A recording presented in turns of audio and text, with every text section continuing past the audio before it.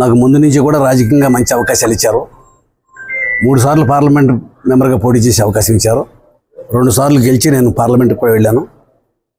పార్లమెంట్లో panel of స్పీకర్స్లో నా పేరు కూడా సూచించి స్పీకర్ స్థానంలో కూర్చుని పార్లమెంటును నడిపే అవకాశం ఇచ్చింది చంద్రబాబు నాయుడు గారే. మొన్న అలయన్స్లో నేను పోటీ నుంచి తప్పుకున్నాను.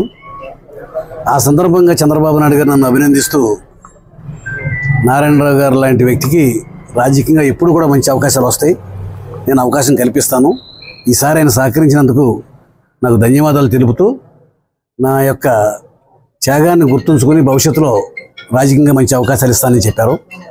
ఇవాళ ఏపీ స్టేట్ ఆర్టీసీ చైర్మన్ పదవి ఇచ్చి నన్ను చాలా గౌరవించారు, చాలా సముచితమైన స్థానం కల్పించారు. చంద్రబాబు నాయుడు కుటుంబ ప్రభుత్వం అయినటువంటి చంద్రబాబు నాయుడు గారికి, పవన్ కళ్యాణ్ గారికి, లోకేష్ గారికి నా హృదయపూర్వకమైన ధన్యవాదాలు తెలుపుకున్నాను.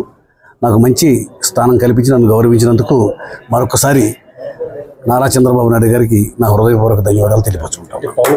చంద్రబాబు నాయుడు గారి ప్రత్యేకాంధ్ర ఉద్యమంలో పార్లమెంట్లో నేను చేసిన పోరాటానికి చంద్రబాబు నాయుడు అప్పుడు ఆ రోజున పవన్ కళ్యాణ్ గారు గుర్తుంచుకుని చాలా సభల్లో నా గురించి నారాయణరావు గారి పోరాటం నాకు కూడా స్ఫూర్తినిచ్చింది అని చెప్పి నన్ను అభినందించడం జరిగింది.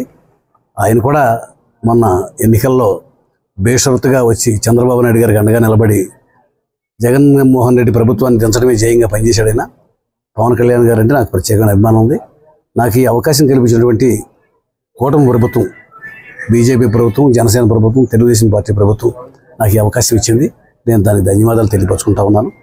ముఖ్యంగా చంద్రబాబు నాయుడు గారికి, పవన్ కళ్యాణ్ గారికి, లోకేష్ గారికి నా హృదయపూర్వక ధన్యవాదాలు తెలియపరుచుకుంటాను.